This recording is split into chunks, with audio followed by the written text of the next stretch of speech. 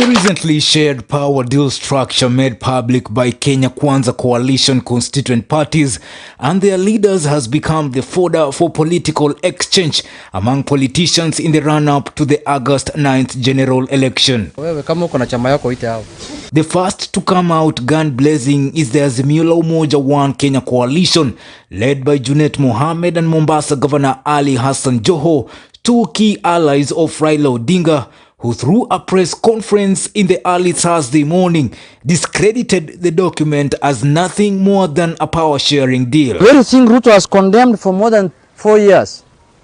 He has been telling Kenyans that their coalition, they are coming together, is not about sharing positions. It's about helping the common people. It's about helping Mama Mboga. It's about helping Boda Boda. Now, the thing has boiled down to sharing of positions. Junet Mohammed, the executive secretary of Azimio, has told Musalia Mudavadi, Moses Wetangula and Alfred Mutua to be wary of Deputy President William Ruto, who made them sign an agreement that can't be implemented. If Musalia was serious, he should have gone for the presidency or the deputy presidency, bare minimum. Now he's going for a con game that you must produce 70% of Western votes so that you can get a position. That is modern slavery. That is demeaning a leader of the status of Musalia Mudavadi. According to Junet and Hassan, DP Ruto has deviated from his earlier crusade of uplifting the poor and is now concentrating on creating positions for his new political friends. Mboga has no space. Boda Boda has no space. Their positions have been taken by Musalia, Wetangula, Kingi and Mutua. Mimi nilikuwa nataraji serikali ya William Ruto nione Deputy President, Chairman of Boda Boda, Busia. Nione Prime Minister, Chairman of Mama Mboga from Kongoya Market, Chair Lady or Chairperson from Kongoya Market, na hawa wengine, because they have been selling that narrative for the longest time.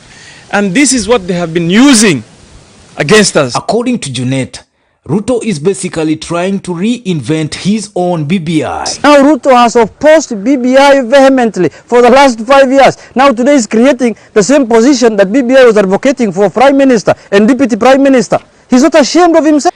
Junet said the power-sharing agreement signed between the three is a pure con game because Ruto is promising them positions that are not in law. Maneno ya kusema sijui that you have allocated the port to a party. The port. So why don't they allocate also Lake Victoria to a party? Or they allocate Mount Kenya to a party? How do you allocate the port of Kenya, the Kenya port here, Mombasa, Kilindini, to a party? Si basi allocate at airport. The airport pia si wapatie ODM airport. Chap kwa karibu na nini? Wapatie ODM airport basi tuchukue. How do you allocate the port to a party, honestly? According to the power-sharing structure, the Deputy President's UDA party shall nominate the President and the Deputy President candidates. NC, led by Musalia Mudavadi, shall nominate the Prime Cabinet Secretary, a position that shall be created through an executive order by the President within 14 days of assuming power. The Ford Kenya party, led by Bungoma Senator Moses Wetangula, shall nominate the National Assembly Speaker candidate. The Amani National Congress and Ford Kenya shall have a 30% share of government and parliamentary positions. On Wednesday, May 11th, the deed of agreement establishing the Kenya Kwanza Alliance that brings together United Democratic Alliance, Amani National Congress ANC, Ford Kenya, Maendeleo Chap, Chama cha Kazi and the Pamoja African Alliance, among others, leaked. The 17-page document, drafted by Tharaka Nithi Senator Kithure Kindiki, outlines the composition, running and management of the coalition. The document also outlines the priority projects Deputy President William Ruto will concentrate on should he be elected president on the August 9th general elections. But what exactly has the Deputy President promised the people of Western Kenya and Coast that has kept Wycliffe Musalia Mudavadi, Moses Masika Wetangula and Amason Jeffa Kingi by his side?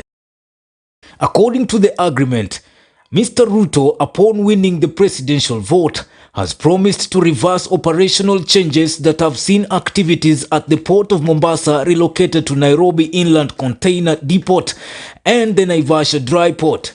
Mr. Ruto, in Article 7 on priority projects and programs, also promises to put in place necessary reforms at the port of Lamu. The ambitious plan by Mr. Ruto also promises to review the Coast Guard Act and other laws so as to enhance the protection of local communities that rely on fishing as the main economic activity. The deed of agreement adds that the national and coastal county governments will establish a formula for sharing the benefits from the region. Kenya Kwanza has also promised to address the historical land injustices in the region by reforming the necessary laws as well as setting up a land compensation fund to assist the locals to purchase land from the absentee landlords. Mr. Ruto has also promised to ensure equitable representation of coastal residents in the national government. In his ambitious plan, Mr. Ruto has also promised to deliver the failed Jubilee manifesto to the people of Western Kenya, but on condition that Mr. Mudavadi and Mr. Wetangula deliver at least 70% of the total votes cast in the region. In his list of priority, Mr. Ruto will reward Western people for their loyalty by completing all the existing incomplete or stalled road projects in the area. According to Article 22 of Priority Projects of the deed establishing Kenya Kwanza Alliance, the Deputy President has also promised to deliver 1,000 kilometers of tarmac roads in Western Kenya within the first 5 years of his tenure as President should he win the August 9th vote. He has also promised to revive the sugar economy in the region by pumping funds to the sector. The agreement further states that future member parties or regions of Kenya may negotiate for completion of old projects or implementation of new roads or other projects in other parts or regions of Kenya to ensure equity in the sharing of the national raise revenue by all people of Kenya. For Maisha Prime, Maisha Television, I'm Bushabi Jr.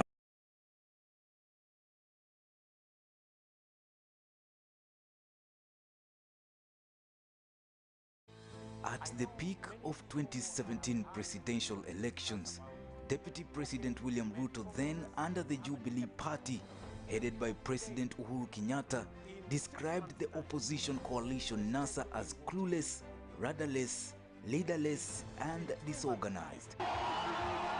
Kama Rais Kibaki angekuwa na team, angefanya mambo mengi Kenya hii, lakini aliangaishwa na watu wa nusu mkate na nusu mkeka na sijui nini, mpaka kazi yake akafanya kiasi. Ule bwana kitendawili anataka kutuletea story ya nusu mkate. Mnataka nusu mkate tena? The stadium in Chuka will be complete. In 3 months time, the stadium in Moyale will be complete.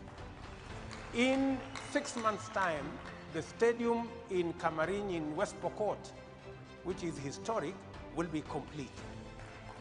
In a couple of months, the stadium in Eldoret will be complete.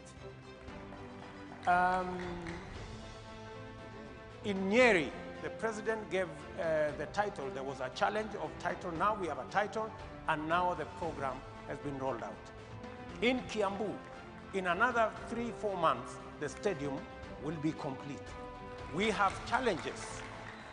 We have a small challenge in Mombasa because the county government has issues of ownership of the land, although all the contracts and everything has been signed for, including the tartan for the stadium is in place. We have a small challenge again in Kisumu because the county government has not relocated the dumping site, which is next to the stadium, and international requirements dictate that you cannot have a dumping site side by side with a stadium. As soon as that is relocated, that process will be complete. 5 years later, nothing better describes the trajectory of his last term as deputy president, as succession politics took center stage unbridled. Kuna wakati wa kazi na kuna wakati wa siasa. Sasa tunaingia kipindi ya siasa. Kila mtu ako na uhuru sasa. In the last term of Jubilee government in 2022, it is a script typical of founding President Mzee Jomo Kenyatta's last years in office.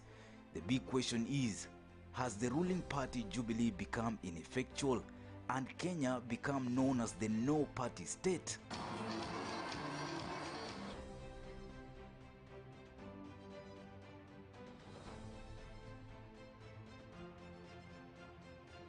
What about the allegations by President Uhuru Kenyatta that his deputy Ruto had abandoned his duties, instead began early campaigns to succeed him, wield power and pursue his own political interests, leading to a massive fallout?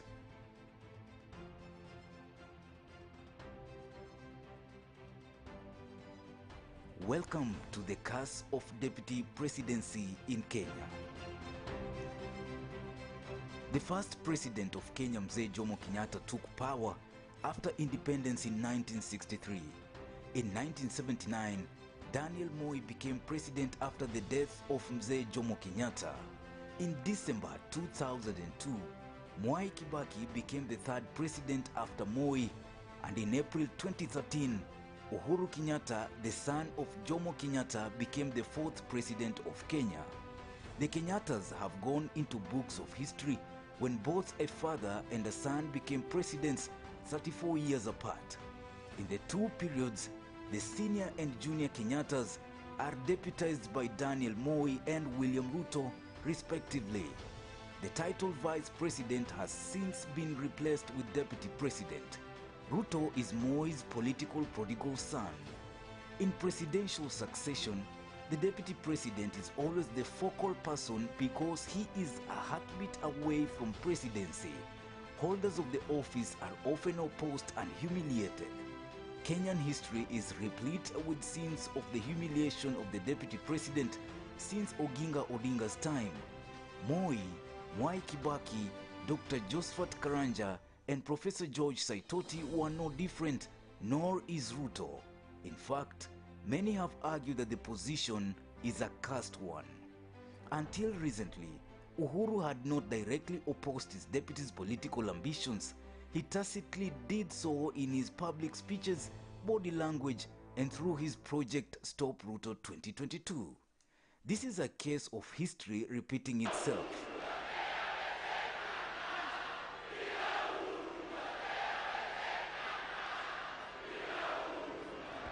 Deja vu of Moi's tribulations with the State House elites around Jomo Kenyatta, who could not fathom how a person like Moi, without pedigree and not from the right ethnicity, could succeed Mzee. The open resistance against Ruto mirrors the very same beaten path that Moi had to endure before eventual ascension to power after Mzee's demise. Save that unlike Mzee, Uhuru is young and in good health, and therefore may play a key role in his succession. Mheshimiwa Raila Amolo Odinga, na yeye tutatembea na yeye bega kwa bega. Mimi si project yake, hata yeye si project yangu.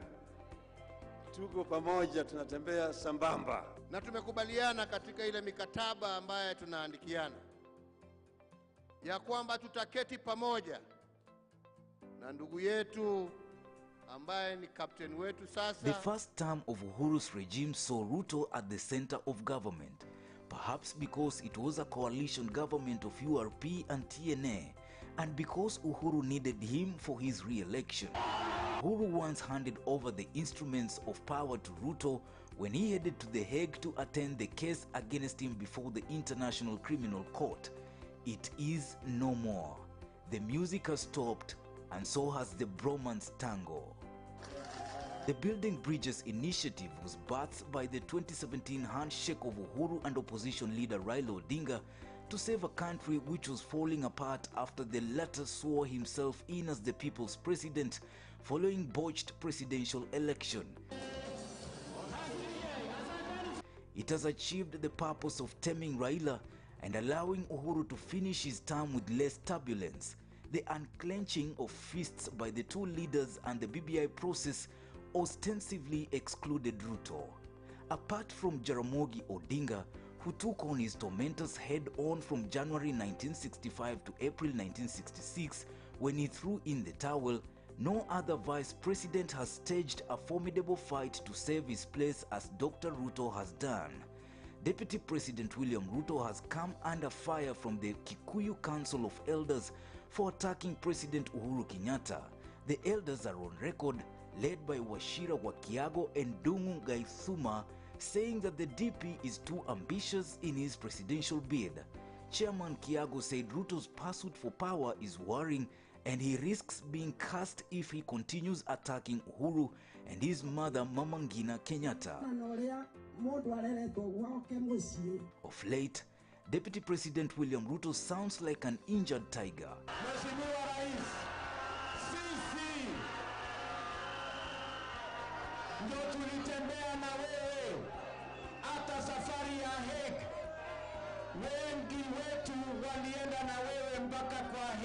He is angry, cornered, and willing to fight those determined to eclipse his political goal. Hatupangwingwi, meaning singe kuweko serikali ya Jubilee haingetengenezwa. Let us face the truth. Sijui kama tunaelewana. His only solace is that his position as deputy president is protected by the constitution, although he seems to have lost his place within President Uhuru Kenyatta's inner circle. Deputy President William Samoei Ruto, you are now out of order, and enough is enough. We will not be behaving in a decent manner if we don't do the decent thing, and that is to inform the speakers that those members have ceased being members of the parties that took them to parliament. Porojo haimalizi umaskini. Porojo haitibu kansa. Porojo haijengi barabara. Shauri yenu, kila mtu ako na haki ya kufanya vile ataka, lakini Wakenya mjiulize ni barabara gani ambayo tunataka kupitia. Whereas the presidency is open to any qualified person in a democratic society like Kenya, the deputy president may naturally feel entitled to inherit his boss' job, but this is not always the case. And besides, hardly do kings entertain the talk of succeeding them while they are still alive. They tend to immortalize themselves.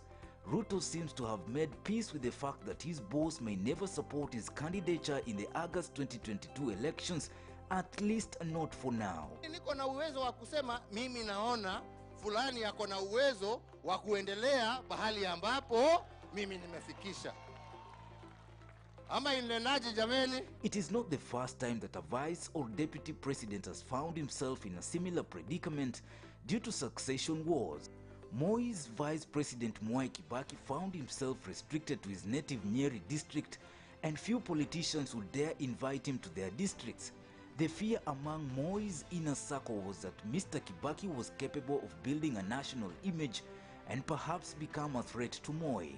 But Kibaki faced the humiliation he went through silently and hardly raised his voice until he found out that his position as a politician was under threat during the 1988 Q voting saga. President Uhuru Kenyatta has now officially endorsed the ODM leader Raila Odinga for the presidency. While addressing delegates of the mountain, Uhuru urged his community to back Raila's bid, saying he has the best interests for the country. This has been echoed by his allies and mother Mama Ngina Kenyatta.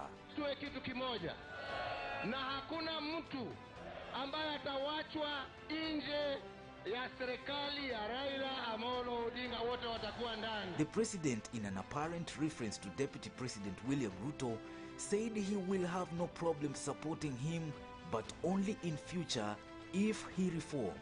The presidential succession in Kenya is coincidentally a family business that Kenyans are unwittingly drawn into, and family altars speak through spirituality, fermenting into physical manifestations experienced by 5 senses of Kenyans. For Maisha Prime, Maisha Television, I'm Bishop Junior.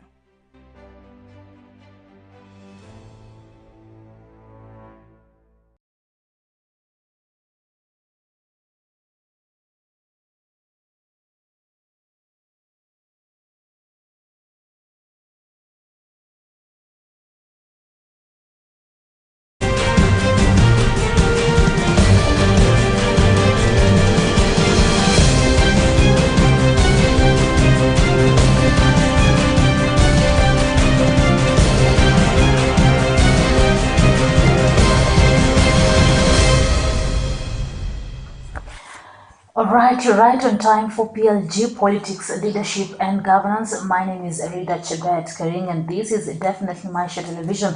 And of course, I'm not alone in studio. I'm joined by Bushebi Jr., a political analyst who is going to help me dissect the politics of the country and also the part of leadership and governance. You can engage with us Facebook and YouTube, Maisha Television Kenya, Instagram and Twitter at Maisha TVKE. Our phone number is also there, 0746 Welcome, Bushebi Jr. Thank you so much. Hello viewers, hope you are doing well. My name is Bushebi Jr. Well, Bushebi Jr., in the recent days, we've seen a lot has been happening in the politics of the country. Things are shifting from numbers, and now you're talking about power sharing deal. And before we just get deeper into this conversation about who has been given what, can you just analyze, give us a picture of the power sharing deal in Kenya Kwanza coalition? Allegedly, as they put it, but I saw the ANC Secretary General saying what has been circulating and what has been the document that we've seen is actually a real document stipulating on how Kenya Kwanza is gonna share power, and he confirmed also the signature is his for ANC.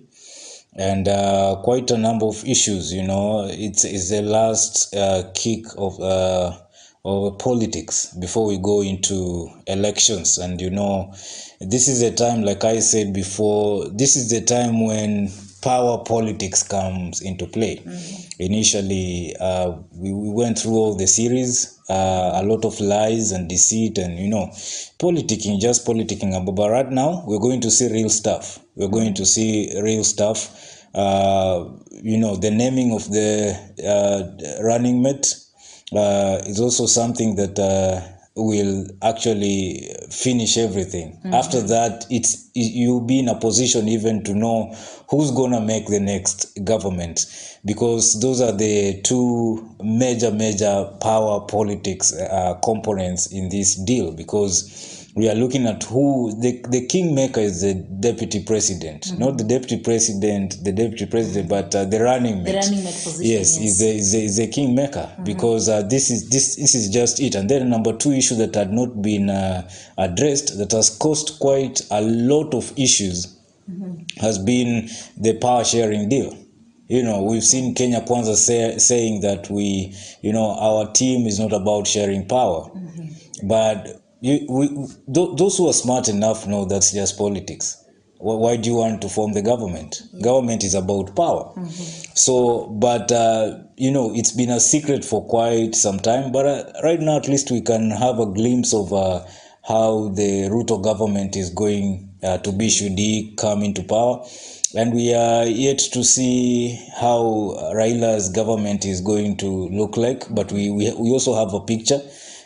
Basing on the running mate politics, we have a picture of how Raila's government is going to function should he take power.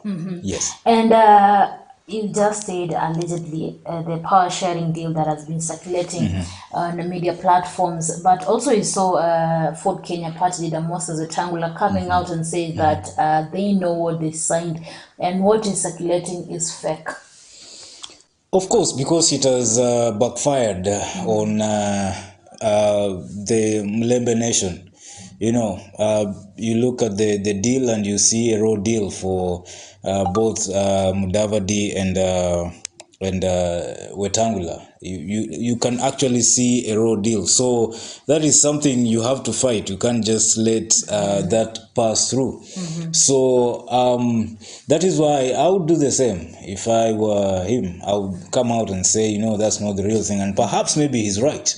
Okay, because this is also a time to test the waters. You just want this out, so you test the reaction of the people before you release the real thing. And mark you, most of these agreements are never made public.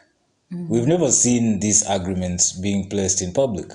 Kibaki and Raila, they had their own agreement. Ruto and Uhuru had their own agreement. Kalonzo is just the other day that he made public the agreement they had with Raila Odinga. And so this is the first time we are seeing agreements being a little bit being made public. But I don't see anything new. I think this is the real thing.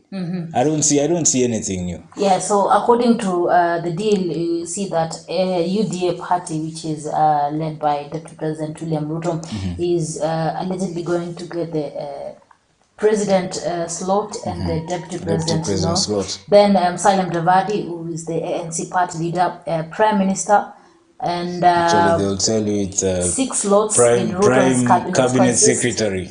Yes, which consists of 21 CSs, that is cabinet secretaries. Then Utangula will be given the National Assembly Speaker and also a PAA, that is the Pamoja African Alliance, led by Kingi, Kilifi Governor. He'll be given the Senate Speaker position.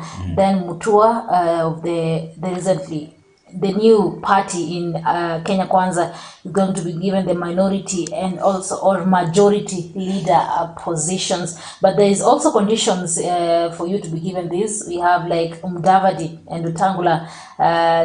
They have to deliver 70% votes of Mulembe Nation. Do you think that they will manage? First of all, I don't.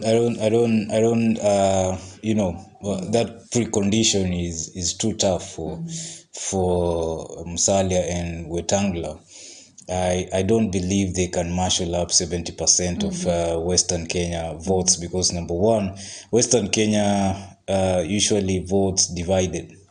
Okay. Yes. Like I usually say, you can find a family of 7 people in Western Kenya and they will all vote for different presidential candidates. Different, all of them they'll have, because right now we have around 47 presidential candidates. And so you never know. I mean, you can find one house voting for each one of them. They don't vote as a block most of the times, not even most of it. That's the culture of Western Kenya. They like, when we talk of Western Kenya, I think we're talking about Leluya land. Yes. No, Western is big. Sometimes we say Western and people are like, no, but Western it goes the west side of Kenya, but we are talking about the Leluya land. Is it possible for Mudavadi and Wetangula to deliver 70% of the votes? That's the big question. And is it a precondition for them to get 30% of the Ruto's government and then get the slots that you just mentioned, or the slots that have been put in that agreement, that ANC party leader becomes the prime cabinet secretary? Actually, it's just the prime minister. And then Wetangula gets the National Assembly Speaker. But Wetangula is running for a Senate seat in Bungoma County, and so it's quite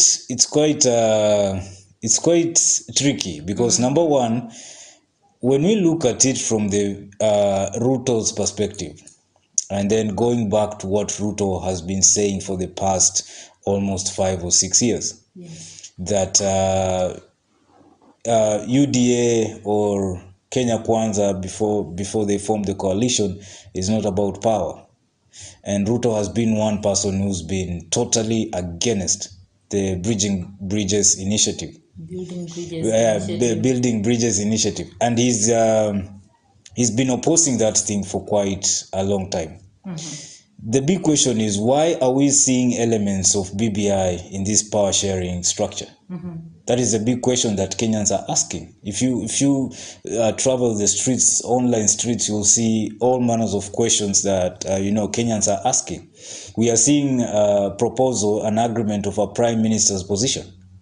The same thing that Deputy President William Ruto opposed with all his might. It's not about creating power and stuff like that. Now, where is it in the Constitution? But we see that there's a clause in the agreement that says, through a parliamentary act after Ruto becomes president, they are going to stipulate down the true responsibilities and specificities of those, the responsibilities of the prime secretary, principal secretary or something like that. Where is all this coming from?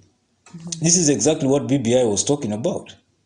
Okay, so I don't see anything new that the Kenya Kwanza team is trying to propose. This is about power. It's about sharing seats. It's about the same thing that William Ruto has been totally against. And we saw Junet Mohammed and Ali Hassan Joho, Mombasa governor, coming out strongly and even mocking Kenya Kwanza team, saying that we thought we would see, Mama Mboga, and Boda Boda guys taking those positions, but they didn't know that Mama Mboga, the other principles, that they formulate the team of Mama Mbogas. It has given Azimio a footing to really attack them. Remember when Kalonzo Musyoka was asked to go for interview? Yes. And Kenya Kwanza, they got a chance to really mock Kalonzo and mock Azimio. Yeah. This time round, the Azimio team is going to use this to really crush the Kenya Kwanza team. What will Ruto tell people about the Prime Minister's position? The same thing that he was totally against. What is he going to tell Kenyans about the power sharing when he said that it's not about power? He needed to make a representation that actually shows that this sharing is not about them. It's about the common mwananchi that you've been. But the point is, Azimio is going to come out so strongly to just prove to Kenyans that they are one and the same thing. Okay? Yeah. That Kenya Kwanza is no different from them. So they shouldn't lie to Kenyans. That is on the politics side. So this is a two-edged sword for Kenya Kwanza. They really need to sit down and know how they're going to convince Kenyans to take up this power sharing strategy or structure and swallow it. But of course, we know both Raila Odinga and William Ruto have a fanatical kind of following. Whether they say jump, people will jump. When they say sit, there are those who sit. So they won't really care about, this power sharing thing. But when you critically look at these leaders, and especially the deputy president, one thing that comes into my mind even right now is I've never seen Deputy President William Ruto supporting anything in Kenya. That's the truth. Let's talk the truth. Because many Kenyans are watching and we shouldn't be lying. Okay, personally, I shouldn't be lying. I've never seen Deputy President supporting. He opposed the Constitution. He opposed the amendment of the same Constitution. Okay? And right now, he's taking the same things that he opposed and, forming a power sharing structure. That creates a totally different picture of who Ruto is in public and in private. So Kenyans can now get a glimpse of the Ruto behind curtains and the Ruto in front of the curtain. And somebody said that William Ruto is a leader that speaks the truth accidentally. Okay? And these are the elements of things that Azimio is going to use to attack the progress and to cause retardation in the mileage that Kenya Kwanza has made. On the question of 70%, it is true. I don't believe personally that Wetangula and Mudavadi will even marshal 50% or 40% of the votes in Western Kenya because of the reasons that I gave. One is that Luhya people never vote as a bloc. I don't know what they are going to use to actually convince them to vote as a bloc. But if you look at their strategy, it has been teamwork. Together they come for or they go for a rally and they show that unity. You'll see William Ruto there, you'll see Mudavadi, you'll see Wetangula, all together doing the campaigns in Western Kenya, trying to convince the Western Bloc that, listen, vote for us because we have better interests for you. And 30% of the government is not that bad, especially after Western Kenya has stayed without proper development for quite some time. The risk is, and I love the risk, is that if they don't form government, okay, they are going to be in the cold for another 10 years. Okay? Yes. Davadi is going to be in the cold for another 10 years. Remember, he has been in the cold, and so he's going to add another 10 years to that. even Wetangula is going to be in the saying poll. 10 years, you mean that it's automatically the person who will win the election in 2022 will automatically win the second term? Of course, how do you in Kenya that it doesn't happen? I mean, you can't afford to, you can't be the first, you can't make that history. You can't make that history. Like you're the first ever. You can't be the Trump First, of you can't be the Trump president. of in Kenya. I've never seen that. I think once you're in power, you do everything maybe to fulfill what you promised and do everything to be to come for the second term. And still on that 70% of Western Kenya votes, Salem Davadi said that it's because of his support and that of Ford Kenya Party, the Moses Wetangula, that Raila Amolo Odinga managed to get to win the Western Kenya votes in the previous elections. So according to him, he says that now that they are together again with Wetangula, they'll be able to shift those votes to Deputy President William Ruto. Well, first of all, reader, to answer your question, we need to look at the dynamics of the politics of 2022, where we have a young, healthy, energetic president, sitting president, who is managing his own succession. Okay? Yes. So that paints a picture of the kind of political game that is going on. Number two, politics is about perception. What somebody says and what is real are two different things. But the perception can change reality.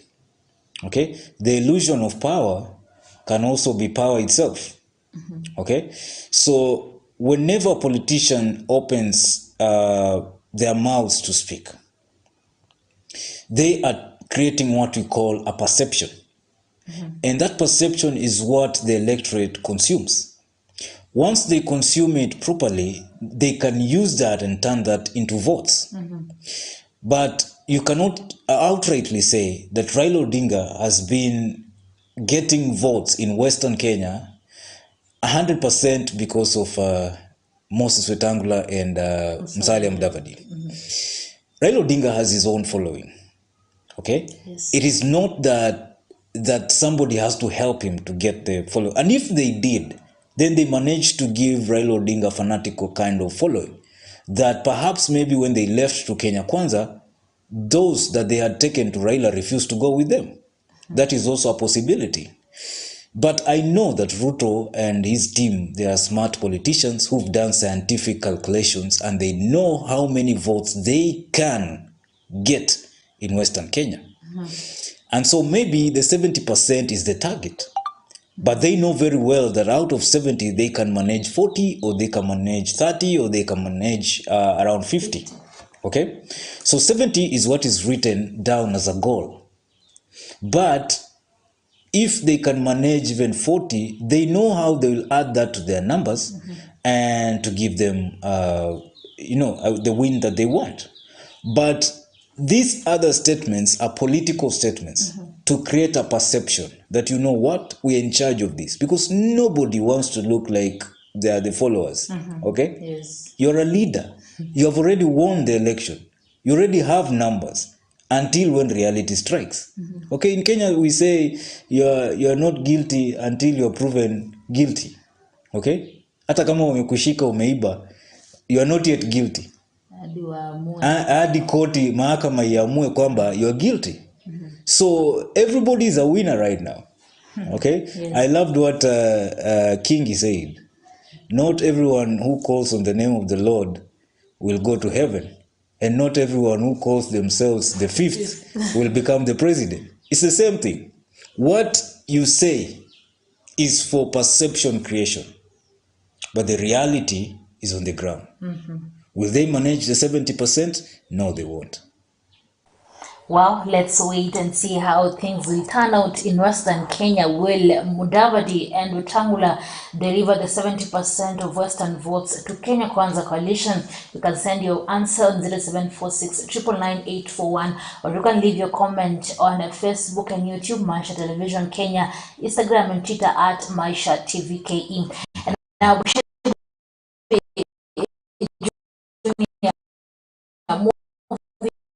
moving on, we've said that earlier, Deputy President William Ruto was saying that Kenya Kwanza is not about positions, but definitely politicians are there to get positions, and they will have to share. Each party will have to get something, which is the same case in Azimio la Umoja One Kenya coalition. But in the previously, we've not seen ile kugongana, kukosana in Kenya Kwanza. But then in Azimio la Umoja, we've seen even other parties have defected, saying that they're being sidelined. What do you think is the difference in Kenya Kwanza power sharing deal and that in Azimio la Umoja? The difference comes from the numbers. Okay, what numbers does Kenya Kwanza need? What numbers does Azimio One Kenya coalition need? Okay, Raila and Ruto are two different people, two different leaders with different numbers. Yes. Okay, Raila has some numbers that are just intact, nothing can touch, same as Ruto. If you go to Rift Valley, I believe all Kalenjins are going to vote for William Ruto. If you go to Nyanza, I do believe all Luos are going to vote for Raila Odinga, and you cannot say anything. When you come to Western Kenya, the Luya land, Ruto is trying to create his ground. Okay, Raila created the ground.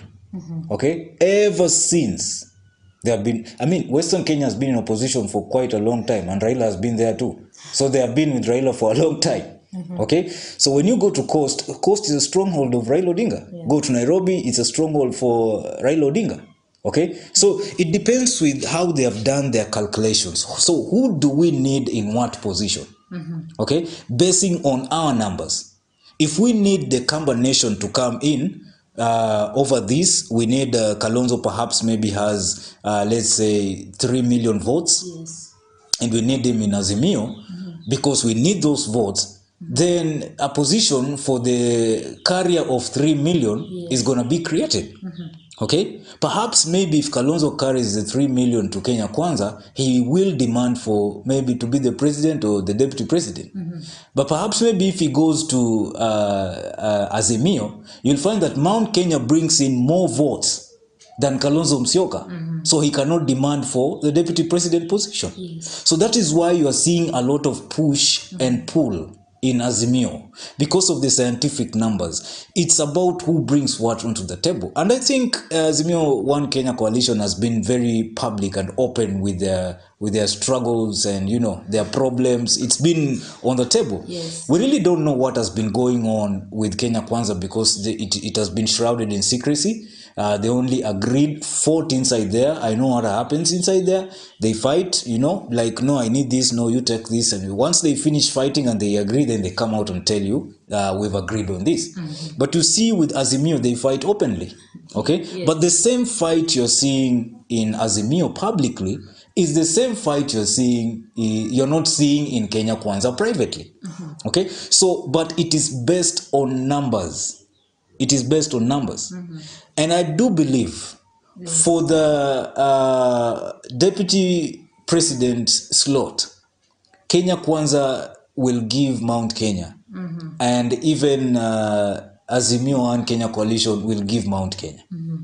And probably Martha Karua might become the running mate of Raila Odinga. Okay? Yes. And this other side, we are still waiting because it's a lot in secret until they announce. But we only have a few days and a few hours actually, and we get the to know who the running mates are. But it's a good thing because you can see the politics of Azimio. You can also see the politics of Kenya Kwanza. It is not that this one is doing politics better than the other one. Okay? Yes. It's just that if your opponent is playing this kind of politics, then you need to adjust yourself so that you counter. You can't do the same thing. Okay? Yes. This is a competition. So if you know this is the trick of my opponent, then you need to adjust yourself. So somehow, some of these fights that you see are choreographed. Yes. Okay? I don't believe Kalonzo is doing this for no reason. I don't believe so. I don't think Kalonzo is just creating this chaos for no reason. In politics, perception is everything. And from morning till morning, you have to be in people's minds, people's ears, eyes. People must talk about you. And if Azimio kept quiet, okay? Yes. what will the media do? What will people do? We might end up forgetting about Azimio. Okay? True. And if you look at Kenya Kwanza, they are always on people's faces. Every time you would know where Ruto is, what he's doing, where Wetangula is, where Mudavadi is. Utaona wamepiga luku, mara utaona wanagawa watoto chakula, mara but we don't see much of that with Azimio, but you see much of chaos. And I tend to believe it's choreographed chaos. Okay? Yes. It is choreographed because when it threatens to go overboard, you notice that something happens and everything comes back to normal. Yeah. Okay, so it's politics at the end of the day. But I'm telling you for sure, Reader Kirin Chebet, that we are going to have, once the running mates are named, there'll be no more politics. We will be able to predict and know who's gonna make the next government. But for now, we are still, and in fact, Raila Odinga is still playing around with the politics of the running mate. And we all know that he has already chosen his running mate. Yes, but for the official. This is just protocol, I mean, for politics purpose. But at the end of the day, the naming has to be big. It has to be huge. It has to be breaking news. Keep the people waiting. Exactly. Keep them dancing to your song every now and then. Make a million press conferences. Ignore a little bit. Act as if you don't care about the list. You know, but at the end of the day, you're going to make the announcement and it has to be big, better, you know. And again, you have to wait for your opponent, see what they have chosen, because you have a list. Yes. Okay? So you need to know, if they're choosing Mount Kenya, what am I going to put there? Okay? If they're choosing so and so, what do we do? So it's a matter of political game. It's a chess game. Okay? Yes. So then let's wait and see. The politics is becoming interesting with time. Well, thank you, Bushebi Jr. Let's just break for first commercial break. The issue of deputy president or the running mate position, we're going to tackle that in our second part. Remember, this is PLG, Politics, Leadership and Governance. My name is Rida Chebet Karing, and with me in the studio is Bushebi Jr. Stay tuned.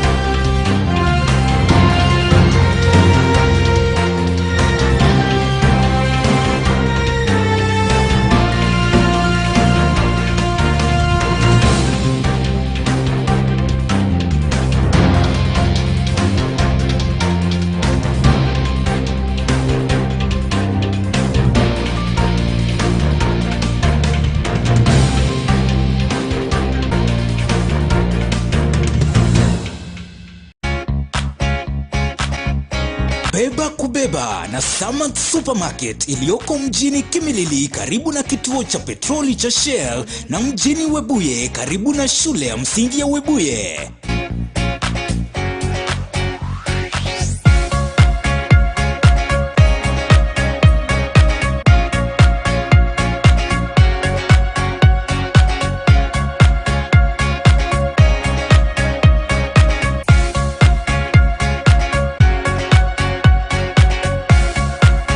Bidhaa zetu ni za bei nafuu, zikiwemo mafuta ya kupikia, unga wa chapati na sima, vitabu vya shule, viatu, bedding, electronics, carpets, miongoni mwa bidhaa zinginezo. Usiseme shopping, sema beba kubeba na Samad Supermarket. Beba kubeba na Samad Supermarket, your convenient supermarket for all the time shopping for your household needs.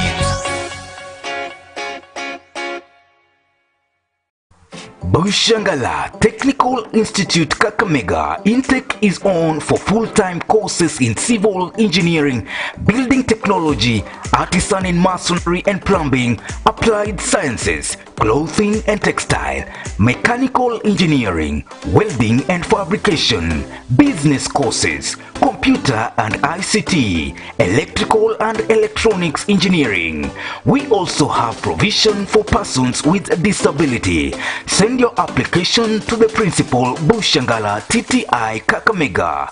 Call us on 0721 280180 or 0726 800561. Send an SMS quickly with your name, type of course, KCSE or KCPE min grade, postal or email address, desired intake, phone number and your ID to 0721 280180 or 0726 800561. Write to the principal, PO Box 2227 5100 Kakamega. Visit us online on www.bushangalatechnical.ac.ke. Exams are carried out by the Kenya National Examination Council. Bushangala Technical Institute Kakamega, Center of Excellence.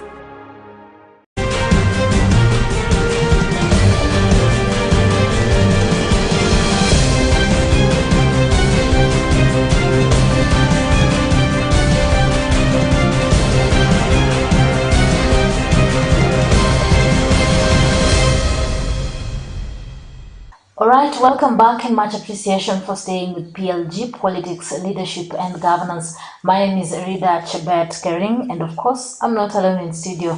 I'm with Bushebi Jr. Thank you so much, Chebet. So engage with us on Facebook and YouTube, Maisha Television Kenya, Instagram and Twitter at Maisha TV KE, or 0746 999 Bushebi Jr., the issue of running mates. We have several candidates there. We like in Azimio la Umoja, let me just mention a few. We have Wiper Party leader Kalonzo Musyoka. We have Martha Karua, Peter Kenneth. We also have Hassan Joho, Mombasa governor. Wycliffe Oparanya, Kakamega governor, and just a few ni baadhi ya wale ambao waliapia katika panel wakakuwa interviewed. And then in Kenya Kwanza, as you said earlier, they've put their things as a secret. We really don't know who is going to get which position, but we think that the position is going to Mount Kenya definitely.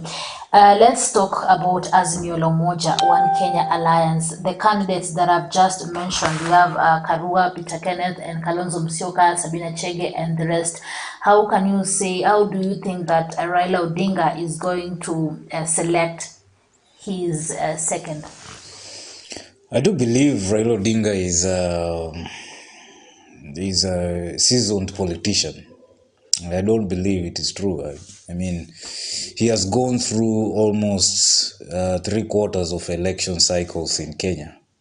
And for you to qualify to be in that caliber of a running mate or deputy president or president, you really need to go through a number of cycles of elections for you to mature and become, get that position. Yes. And so for him personally, I believe is looked at his person of value, and number two, actually number one is numbers. Okay, first of all, because you're not going to form government without numbers. Okay, so I cannot be selecting you as my running mate, yet I know very well we're not going to win anything. Where are we going to run to? And we don't have numbers. So numbers is playing a huge role and has played a huge role in selecting the running mate. Because first of all, you need to form the government. That is the most important thing.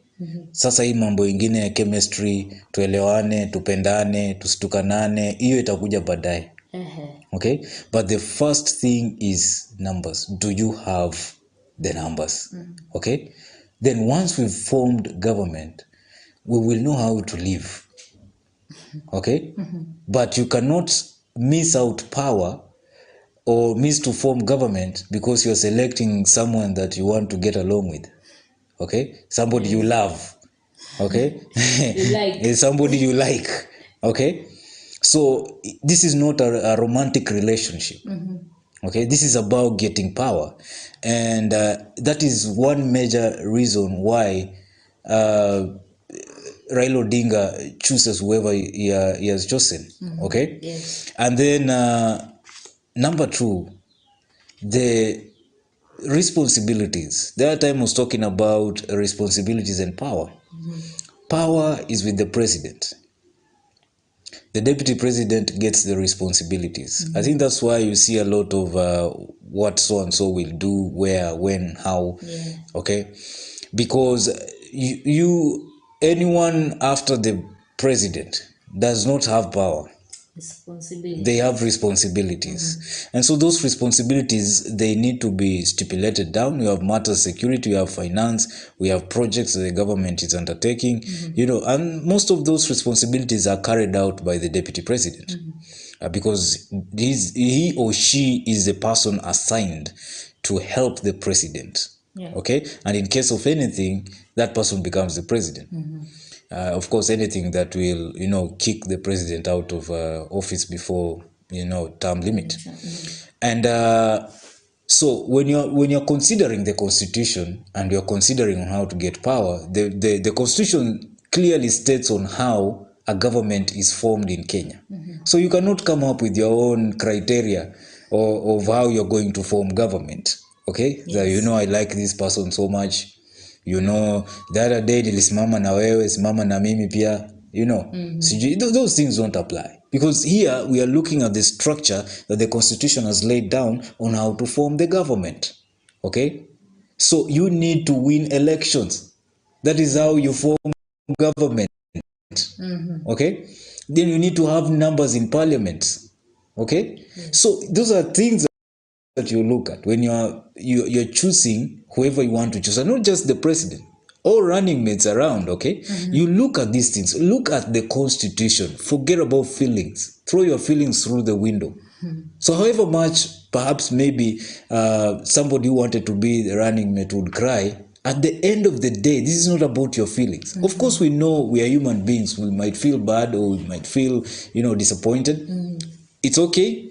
Go sulk, cry, yell, say, do all kinds of things, then grow up, man up, and get back to business. Wanasemaga tu ukirushwa unaoga na unarudi soko.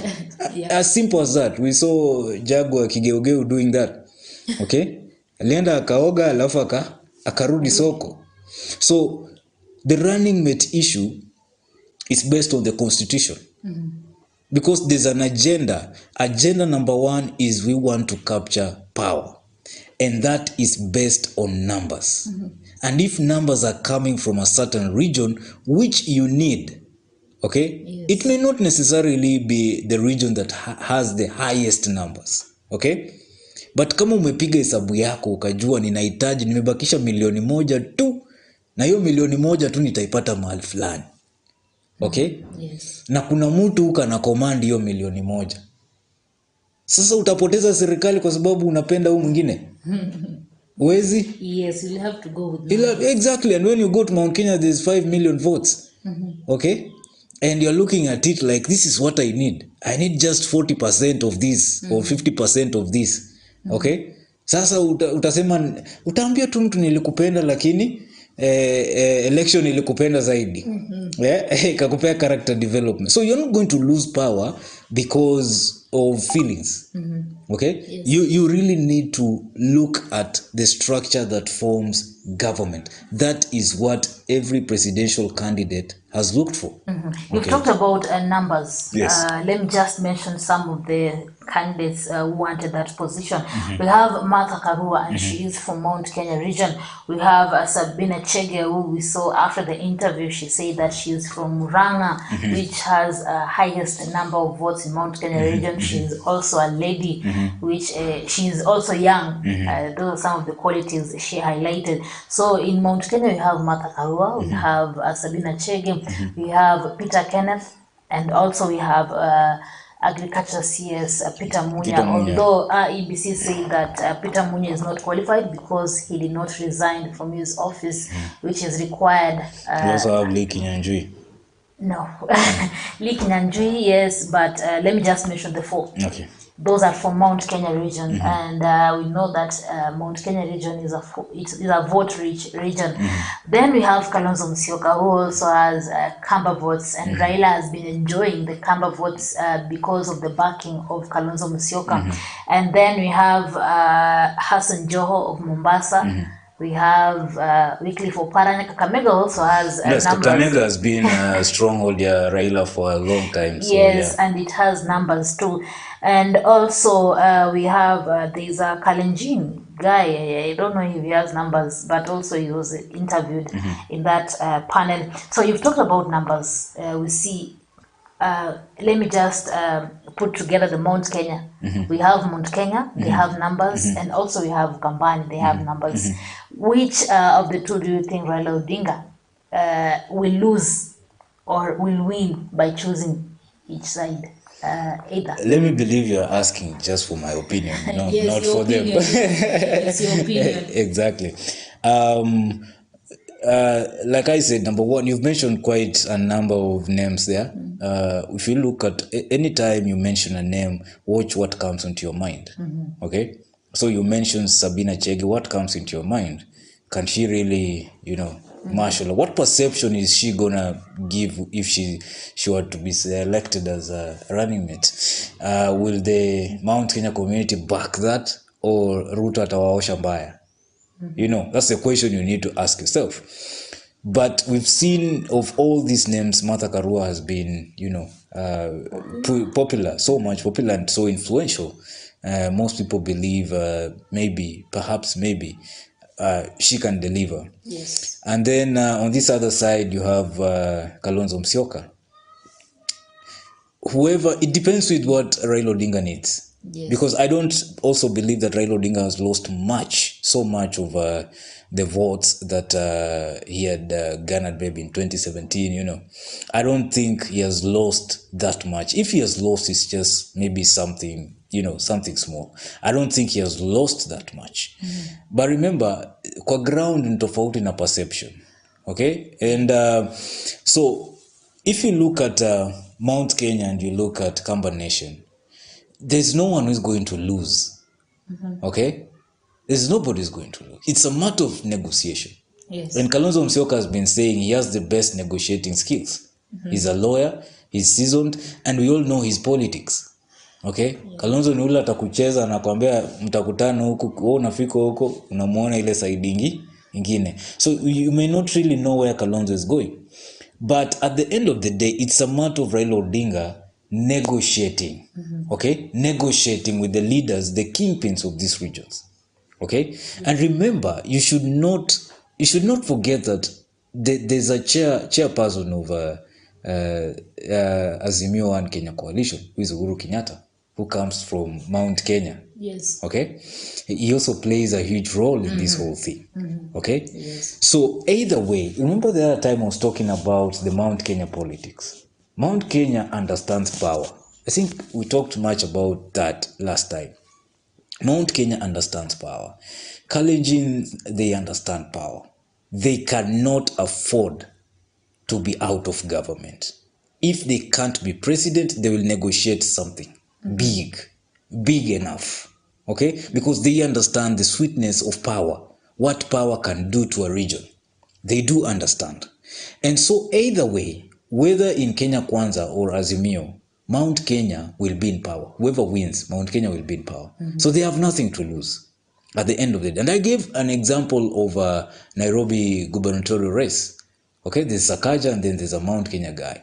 And then there is the running mates, Igade is for Azimio. And we have Sakaja on this other side. Who's the running mate of Sakaja from Mount Kenya?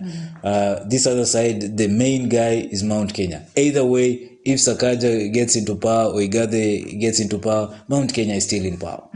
Okay, that's how they play their politics. Okay, they don't negotiate for less, and they are very open about it. In fact, Mount Kenya is united for a purpose, the same way Rift Valley is united for a purpose. Mount Kenya is united for a purpose. And I've said this thing, and I think it doesn't sound popular, but those are the two, followed by Kamba Nation. Those are the two, and the Luo Nation. Those are the two tribes that really do understand power. That is why they can do anything to be in power. Okay? You will never lack a Kalenjin, and you'll never lack a Kikuyu. Okay? Yes. You will never lack somebody from Mount Kenya, and you'll never lack someone from Rift Valley. And you see, this is a time when, apart from 2007, this is a time when Raila Odinga is also close to State House. Very close to State House. If he wins, it will be the first time power is shifting to another tribe. Okay? Yes. So we'll have now the third tribe understanding real power. Okay? So once you understand how the history of Kenya and how power has been rotating, you get to understand that, you get to understand the politics behind these numbers. You'll get to understand the politics behind the choosing of running mates. Okay? That Mount Kenya wants to kill that perception that, you know, they have been in power for a long time. So they will allow somebody else to be there. Okay? But they're still in But they power. are still in power. They're still in power. Okay? Yes. And you don't get power by yelling, we also need power. You know, you can't just stand there and say, oh, you've been leading us for so many years. We also want the cake. We also want the cake. Find out, what do these people do? How do they play their politics? Yes. Okay? It is politics of power. And power, even economic power. Okay? Yes. The other time I was talking about the inability of some regions to have an economic altar. Okay? The business altar is not there. Okay? If you remove the Indians and you remove the Kikuyus or guys from Mount Kenya, trust you me, there will be no single product to sell or to buy in some regions. Because they don't know where to get products, they don't know how to do business at all.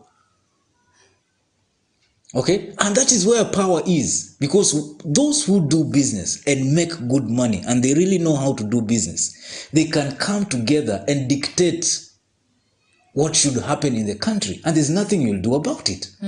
Okay? They are the media owners. Okay? They are the industry owners. They are the owners of energy. They are the bank owners. Everything you're using is theirs. Even the milk that you're drinking belongs to them. The bread you're eating belongs to them. And then, do you think in your house, consuming their things, you will yell that you also want power and you get it? It's sad. And so you really need to understand politics. Politics is just a way of, you know, a structure that has been placed there to, you know, to usher you to some formal office somewhere. But real power is in marshalling up wealth, being able to build wealth. Once you're able to build wealth, and you see that comes from the unity of purpose. A region has to understand and say, look here, we are poor, but we have resources. Can we come together and let's build ourselves? Okay? Not crying and yelling and waiting for the government. No. Let's come together, build ourselves, and be an economic power. Okay? That unity of purpose to make wealth will translate to unity of purpose in putting your votes in one basket, okay? So that you can send one of your own to the office that you want to send.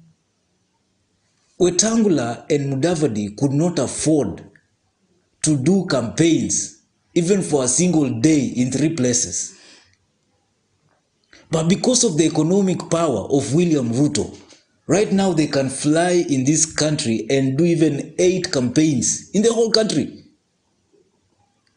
Luku sahi inapigwa, afya imechange. What does that tell you? Politics is not about yelling. It's not about yelling. Okay? For as long as some regions remain business-wise, they don't want to. And you see, this is not something that you wake up and you feel like doing. Okay? Nobody feels like waking up to work. Yeah, true. You don't feel like waking up. Everybody, you only get in the morning, you want to sleep. It is something you have to push yourself.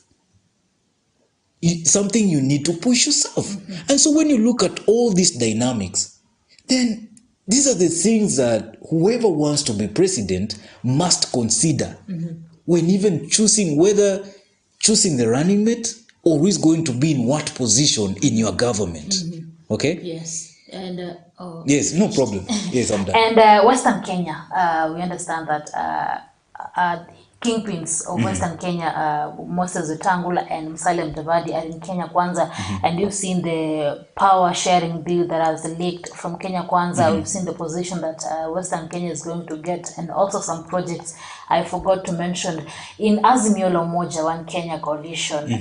What is it for Mulembe Nation, and what your opinion? Do you think that the Western Kenya people are going to get if Raila Odinga clinches the power? Raila Odinga has not released his manifesto and what plan he has for everyone. He said he's going to do it. The other day he talked about the economic plan.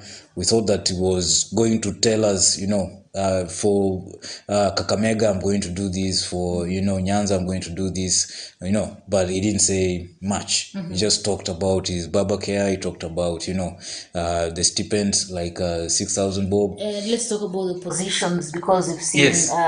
he is the running mate of Azimio la Umoja One Kenya coalition.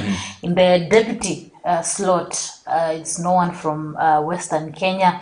In all those positions, He hasn't said it. Only seen Oparanya has been given the position of chief campaigner for Kakamega, Exactly. Western Kenya. That is not the government. Chief campaigner is not a position in government. Of course, that's what I was saying. Raila Odinga has not said anything.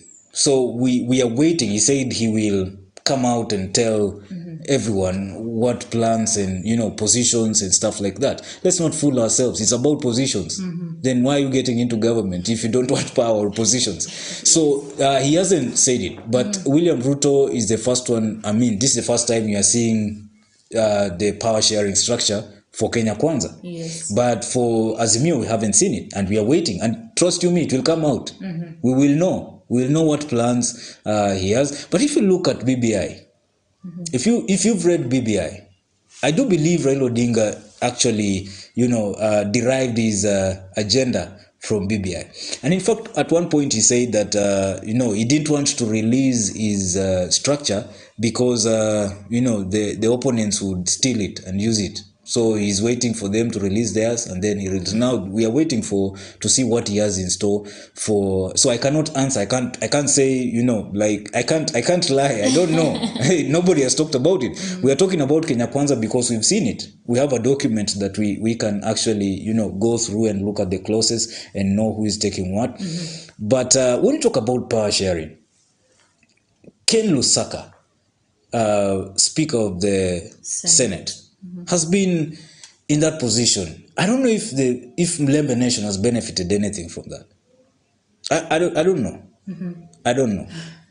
Trust you me, that one I don't know. Apart from the title, I don't know. Perhaps maybe you need to look for Speaker and talk to him and maybe let him explain to Kenyans what they have benefited from his being the Senate Speaker.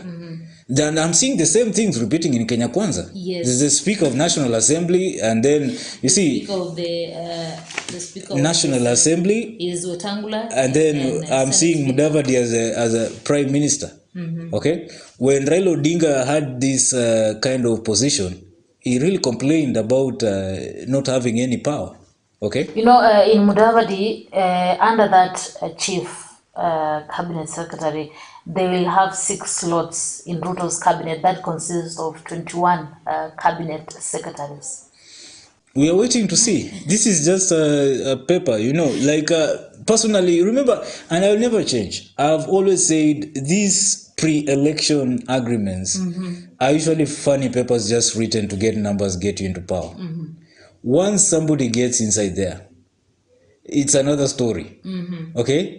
The power brokers change, ana select vitu yake na mnarushwa nje. But I hope as Kenya Kwanza says, they don't do politics of deceit. I just want to believe if they win, they won't do the Mulembe nation what we've been seeing being done to them around. Okay, some of the things you don't even want to talk about. Yes. Yeah, but at the end of the day, politics ni politics, and it's about power, it's about numbers. Okay, Yes. and it's about give and take. So at the end of the day, we are waiting for Azimio to tell us what Mulembe nation will be getting out of the Raila Odinga's government, because William Ruto has said it. At least we are Mulembe nation can know, if you vote for Kenya Kwanza, this is what you're going to get. Okay? Yes. And there's an agreement also to revive Nzoia, revive Mumias Sugar, and other projects, and to build 1,000 kilometers of roads if William Ruto becomes president, of which, to me, I mean, it's not power, but it's some development. Yes. Okay? But Western Kenya has been neglected for a long time because of being in opposition. So if William Ruto wins and they're in government, perhaps maybe something will happen. We've seen Eugene Wamalwa in government. I don't know how it has benefited the Mulembe nation. Even Mudavadi was once in government. He's the shortest serving vice president in Kenya. I don't know how it helped.